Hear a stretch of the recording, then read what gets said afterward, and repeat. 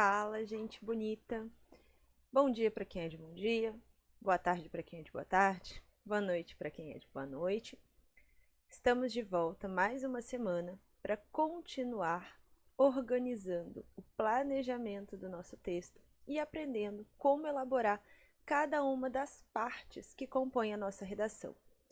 Hoje a gente continua falando um pouquinho sobre o eixo temático da arte e da cultura, associado à elaboração da conclusão da nossa redação, do parágrafo que lá no Enem é chamado de proposta de intervenção. Vamos lá?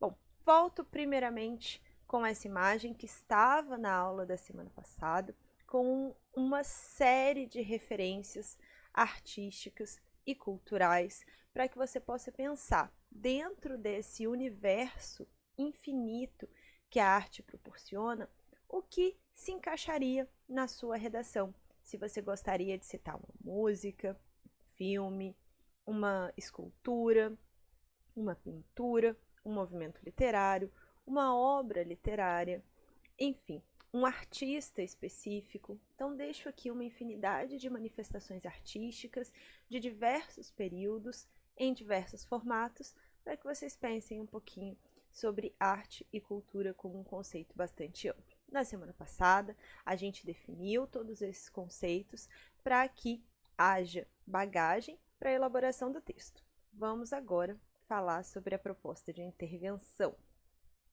A proposta de intervenção ela é avaliada na competência 5 do Enem. Lembrando, né, que o Enem ele tem 5 competências, competência 1, 2, 3, 4 e 5, C1, que a gente chama, né, popularmente de C1, C2, C3, C4 e C5. E a competência que avalia a conclusão, que é a proposta de intervenção, é a quinta competência. O que essa competência fala? Ela fala que o aluno precisa elaborar uma proposta de intervenção para o problema abordado no desenvolvimento e essa proposta precisa respeitar os direitos humanos. Então, se você lembrar aí das nossas aulas anteriores, você vai recordar que nós trabalhamos problemáticas nos parágrafos de desenvolvimento, nós trabalhamos tese apontando para 2 caminhos que seriam discutidos ao longo da redação.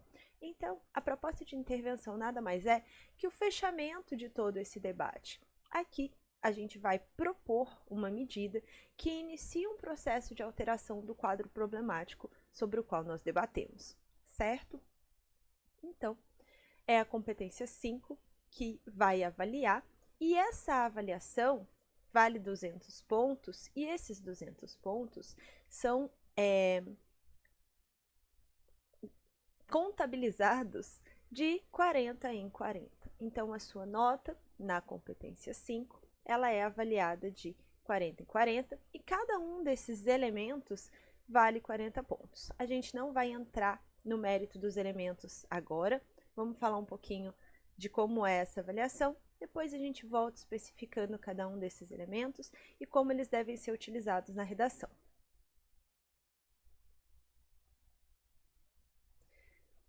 Bom, reforçando então, a proposta de intervenção é o último parágrafo da nossa redação, é o parágrafo de conclusão que vai apresentar soluções para os problemas abordados ao longo do texto. Lembre-se que essa solução não é invenção da roda, tá? Vai ser um processo de alteração do cenário problemático descrito. Que medidas poderiam ser propostas para iniciar um processo de alteração do cenário, para iniciar um processo de mudança, para motivar a alteração do pensamento, das ações, enfim, dos problemas em geral que foram debatidos no texto, independente do tema, ok? E essa proposta tem o objetivo de avaliar a habilidade do aluno de identificar qual é o problema e qual é o caminho para solucionar esse problema de forma coerente, certo? Seguindo, então,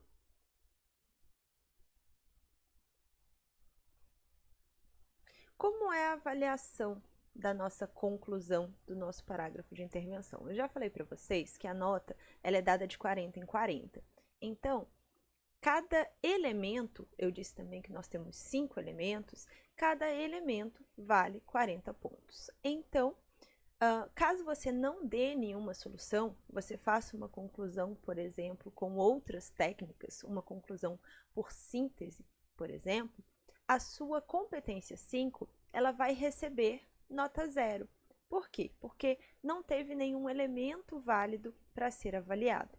Além disso, você pode receber nota 0 também na competência 5, caso a sua proposta ela aborde outro tema que não o tema desenvolvido ao longo do texto, certo? Depois, a sua nota vai de 40 em 40 para cada elemento. 40 pontos se um elemento estiver presente, 80 pontos se 2 elementos, 120 pontos se 3 elementos, 160 pontos se 4 elementos válidos e 200 pontos se você apresentar os 5 elementos válidos, ok? Então, é muito importante que esses elementos apareçam no texto. Existem aí algumas estratégias, a gente já vai falar delas, mas se você não está lembrado das competências, né, o que é C1, o que é C2, lá na aula 1 do curso dos Bruxões da Redação, o professor Valdir falou sobre as competências do Enem, abordando aí o que cada uma avalia de forma breve para que você compreenda a avaliação do seu texto, onde você está perdendo ponto, por que você está perdendo ponto, em que ponto do texto você precisa melhorar. Então, se você não se lembra muito bem das competências, volta lá na aula 1, assiste a aula do professor Valdir, para você compreender um pouco melhor a parte da avaliação, certo? Bom, aqui a gente falou sobre elementos válidos. O que são elementos válidos? Pode acontecer de você elaborar a sua proposta e você colocar um elemento e ele não ser validado, ele não ser considerado para avaliação. Então, você pode ter 4 elementos, mas validados, considerados, coerentes e adequados, só 3, por exemplo. Então, é muito importante que a sua proposta tenha os 5 elementos e que esses 5 elementos sejam válidos. Vamos para alguns pontos importantes ainda antes desses elementos. Já falamos que a nota da competência 5 está associada à quantidade de itens, de elementos que você usa na conclusão. Então, C5 vai estar associada a esse número. Porém, caso você resolva um problema, o problema do argumento 1, e não resolva o problema do argumento 2, você irá perder ponto no texto, mas não na competência que avalia a conclusão. Você vai perder ponto na competência que avalia a estruturação da sua redação, porque um ponto ficou sem ser resolvido. Então, para critério de avaliação de C5, você precisa dos 5 elementos válidos dentro da temática cobrada. E você precisa solucionar um argumento para ter 200 na competência 5. Porém, para ter 200 em outras competências, como a competência 3, que avalia a organização das suas ideias, você precisa resolver tanto o problema de um argumento, quanto o problema do outro argumento. Lembrando que a gente está sempre trabalhando aqui com um texto de 4 parágrafos, uma introdução, 2 argumentos, o A1 e o A2, e o parágrafo de conclusão, que aqui no Enem a gente chama de proposta de intervenção, certo? Então, não deixe de resolver os 2 problemas. Embora resolver um garanta 200 em C5, você precisa resolver o outro problema para garantir uma nota boa em organização. Além disso, essas 2 soluções que você vai dar, uma delas precisa ter os 5 elementos, garantindo os 200 pontos, mas a outra não necessariamente precisa ter 5 elementos.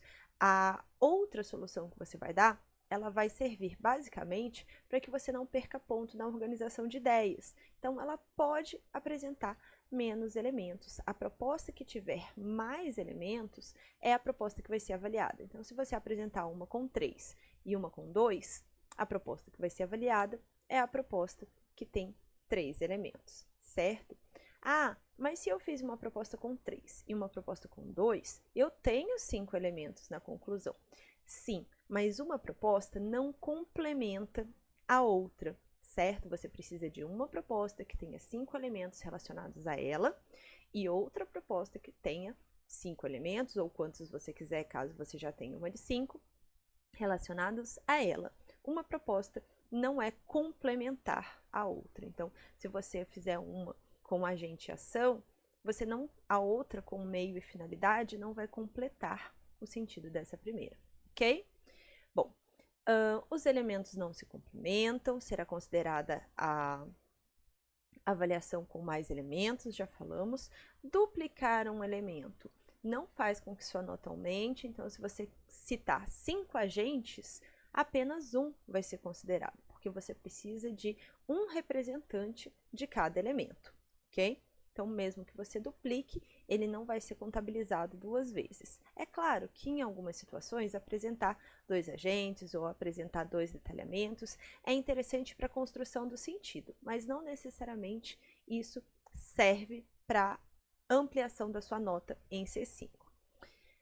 E você pode fazer ainda uma proposta de intervenção só, mas essa proposta precisa resolver os problemas dos 2 argumentos debatidos. Então, precisa ficar muito nítido para o corretor que a proposta que você está elaborando resolve os 2 argumentos apresentados. Caso não fique nítido, pode ser que você perca ponto lá no critério que a gente falou de organização de ideias, de estruturação do pensamento. Então, caso você opte por fazer uma solução apenas, deixa bem evidente que essa solução está resolvendo os 2 pontos. Se não, faz uma solução com 5 elementos e outra solução com menos elementos, até por conta do espaço, né? Cada um tem disponível para o parágrafo de fechamento um espaço específico, ok?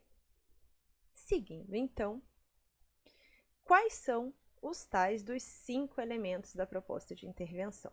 Nós temos o agente, a ação, o meio, a finalidade e o detalhamento. E eu vou passar elemento por elemento, explicando o que é cada um deles, ok?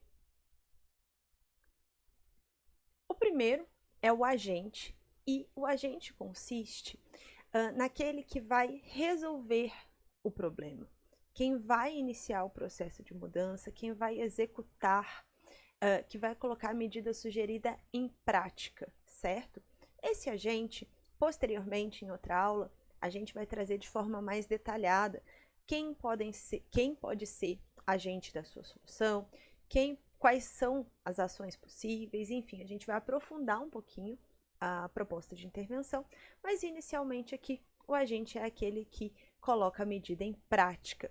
Então, dependendo do tema e dependendo da sua escolha de problematização, esse agente vai mudar, porque dependendo do que você apontou como problema, esferas diferentes da sociedade, do governo, enfim, vão poder agir. Então, você precisa escolher a melhor esfera para resolver o problema que você debateu. Posteriormente, nós temos a ação. A ação nada mais é que a atitude que vai ser colocada em prática, a ação prática que vai ser executada para resolver o problema. Normalmente, aqui na ação, a gente utiliza verbos de ação concretos para especificar o que vai ser feito. Então, construir, elaborar, ampliar. Então, verbos aqui não é obrigatório que o verbo esteja no infinitivo, tá? Mas os verbos funcionam aqui para indicar ação. Então, é a ação que vai resolver ou que vai iniciar o processo de alteração do cenário problemático descrito. Em seguida, a gente tem o meio. O meio é como a gente vai colocar essa ação em prática, a forma que possibilitará que essa ação possa ser executada. Então, é a maneira utilizada para colocar a medida em execução. Essa maneira pode ser, por exemplo, o fornecimento de verbas, de dinheiro. Isso pode possibilitar a construção de hospitais pelo Ministério da Saúde, pelo governo. Então, esse meio modo é a forma como a ação será executada para que ela se torne viável. Por fim, a gente tem o quarto elemento, que é a finalidade, que é o efeito, o objetivo, a finalidade para que aquela proposta está sendo apresentada. O que acontece aqui? Cuidado com as finalidades muito óbvias que se opõem diretamente ao problema. Então, é preciso construir mais hospitais para que tenha mais hospitais. Então, cuidado com essa construção mais óbvia da proposta para que não fique repetitivo e vago. Então, construir mais hospitais vai ser feito para disponibilizar mais leitos, ampliar a capacidade de atendimento. Vale a pena ali na finalidade elaborar um pouco melhor a sua frase para que você demonstre de fato qual é o efeito que aquela medida vai gerar na alteração do cenário problemático descrito. Tudo bem? Bom, falamos aí de 4 elementos concretos, né? Quem vai fazer, o que vai ser feito, como isso vai ser colocado em prática e qual efeito isso vai gerar. E nós temos um 5º elemento que é chamado de detalhamento. O detalhamento nada mais é que um aprofundamento, uma explicação, uma justificativa acrescentada à sua proposta e que pode estar relacionada a qualquer um dos itens anteriores. Então, é possível detalhar o agente, é possível detalhar a ação, é possível detalhar um meio e é possível detalhar a finalidade. Como isso é feito? O agente, por exemplo, você pode detalhar apresentando qual é a função. Se você usou um órgão como agente, o Ministério da Cultura, para ficar contextualizado dentro do tema da nossa aula, você pode explicar qual é a função do Ministério da Cultura. Se o seu agente foram as instituições que disponibilizam diversas formas de cultura, você pode usar aí no detalhamento exemplos de instituições, então museus, casas de show, cinemas. Essa exemplificação pode contar com um detalhamento. Então, você pode detalhar o agente, você pode detalhar a ação, você pode detalhar o meio, então essa forma que será utilizada para possibilitar a ação ser colocada em prática, ela pode ser um pouco aprofundada. Por exemplo, você pode citar por meio da contratação de profissionais da área de artes. E aí você, no detalhamento, apresenta que profissionais são esses, exemplos desses profissionais, certo? Ou você pode dizer por quê, né? Por que esses profissionais serão contratados, enfim. Além disso, você pode usar ainda o detalhamento na finalidade. Você vai apresentar um efeito da sua proposta. Então, qual é o efeito direto da ação que você propôs? E em seguida, elaborar uma frase após esse efeito direto de um efeito mais amplo, a longo prazo, que aprofunde ou que explique um pouco melhor como que aquilo será visto no futuro, qual é a projeção utópica dessa sua proposta de intervenção. Então, o detalhamento nada mais é que uma informação extra a mais sobre um dos elementos anteriores. Você precisa de um detalhamento, né, que vale 40 pontos, mas a orientação que eu sempre dou para os alunos é: tenta usar 2 detalhamentos, assim você garante que esses detalhamentos serão validados, ok? Mas um detalhamento é suficiente, não é obrigatório apresentar mais de um, tá? Seguindo, então, nós temos aqui um exemplo de conclusão construído com vários lalala, lalala, lalala, só com 3 cores, para que vocês entendam a organização das ideias, já que o planejamento é tão importante. A gente tem a frase de abertura da proposta de intervenção, as 2 soluções que resolvem o argumento 1 e o argumento 2, ou uma solução que resolve os 2 problemas, fica a seu critério, e uma frase de encerramento da intervenção. O que tem em cada uma dessas etapas da elaboração da conclusão? Nós temos, na frase de abertura, a retomada ou da tese ou da frase temática. Então, é aquela frase que vai apontar que uma medida vai ser proposta logo em seguida. A frase de abertura, essa retomada da tese, ela não é obrigatória, mas ela mantém uma organização coerente das ideias.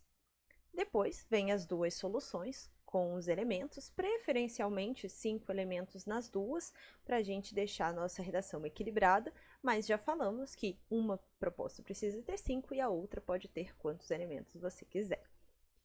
E, por fim, a frase de encerramento, aqui, normalmente, e é interessante que isso seja feito, ela pode retomar o repertório que foi usado lá na introdução, fazendo com que você inicie a sua redação em um ponto, faça toda a argumentação e finalize essa redação no mesmo ponto. Essa frase de encerramento, retomando o repertório da introdução, ela demonstra que todo o seu texto teve um planejamento estratégico e você sabia exatamente, você sabe exatamente de onde você saiu, onde você queria chegar e o percurso que seria percorrido. Então, é uma estratégia de fechamento do texto, não obrigatória, mas muito interessante para ser utilizada. Aqui temos então um exemplo de proposta de intervenção sobre um tema relacionado à arte e cultura. A frase de abertura, como a gente já viu, retoma o tema. Nós temos a primeira solução e a segunda solução, nesse caso, 2 soluções completas para que vocês possam ver na prática como elaborar essas soluções. E, por fim, a frase de encerramento, com referência ao repertório que foi usado lá na introdução, né, que teria sido feita sobre esse tema. Então, vou ler com vocês para a gente entender melhor como que essa proposta foi elaborada. A gente tem a frase de abertura, que retoma o tema e que fala assim: portanto, usando aqui então uma conjunção conclusiva, medidas são necessárias para minimizar o quadro de inacessibilidade à arte no Brasil.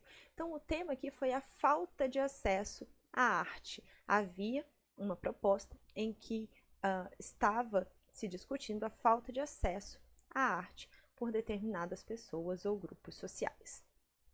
Em seguida, a gente tem a primeira solução e a gente fala assim: então, é dever do Ministério da Cultura criar programas de apoio ao setor artístico por meio de sistemas de assistência como o Vales Cultura, às famílias que não têm condições financeiras de desfrutar desse tipo de entretenimento, para promover efetivamente o acesso à arte no país. Então, vamos aos elementos. Nós temos o agente, que é o Ministério da Cultura, quem vai executar a atividade que você vai propor. Nós temos a ação, que é criar programas de apoio ao setor artístico. Nós temos o meio, como que essa criação vai ser feita? Por meio dos sistemas de assistência às famílias que não conseguem desfrutar da arte. Então, você tem agente, ação e meio. Se vocês observarem, ali no meio do modo ou no meio do meio, tem uma parte que não está sublinhada e que está inclusive deslocada. Essa parte da frase da primeira solução, ela nada mais é do que o detalhamento do meio. Então, o detalhamento, ele está ali ampliando o meio com um exemplo.